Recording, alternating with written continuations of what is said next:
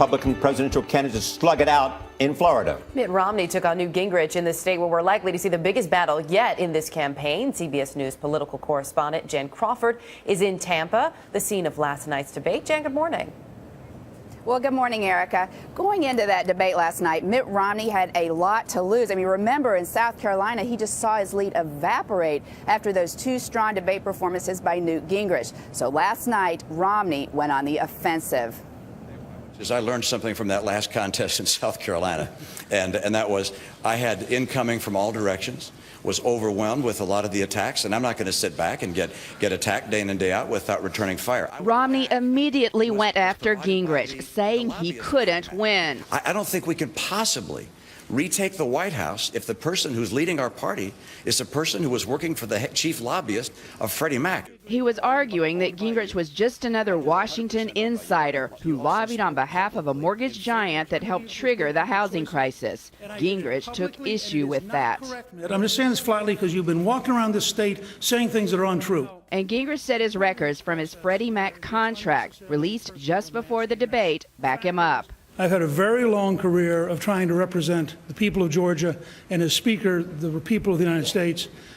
I think it's pretty clear to say that I have never, ever gone and done any lobbying.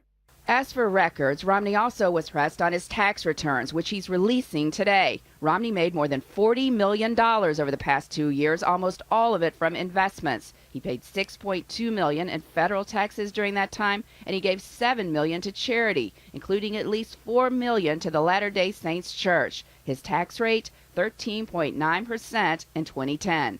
You'll see how complicated taxes can be, but I pay all the taxes that are legally required, and not a dollar more. The debate was mainly between Romney and Gingrich and lacked fireworks of previous debates. That gave former Pennsylvania Senator Rick Santorum an opening to attack them both. And there is no difference between President Obama and these two gentlemen. While Texas Congressman Ron Paul continued to insist he could lead the party forward.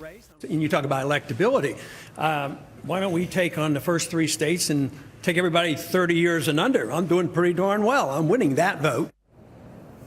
Now, Gingrich's entire campaign has been fueled by these debates. He finished fourth in Iowa, but remember, there were no debates in the 2 weeks leading up to voting there. And then, of course, he won South Carolina after those two huge debate performances. So last night was really an opportunity for him to tee up Florida in this state, and he really fell flat. Instead, it was Romney who was crisp, authoritative. I think it was probably Romney's best debate performance so far. Speaking of Governor Romney, at long last, he is releasing his tax returns. He's been asked many times over the years to do that. What does he fear, and what is in there that his opponents might take advantage of?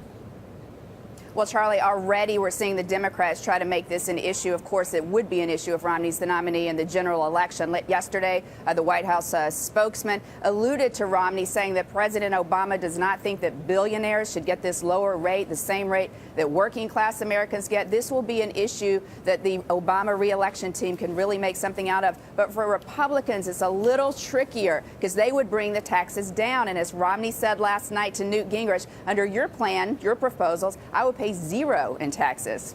Jan, thanks very much.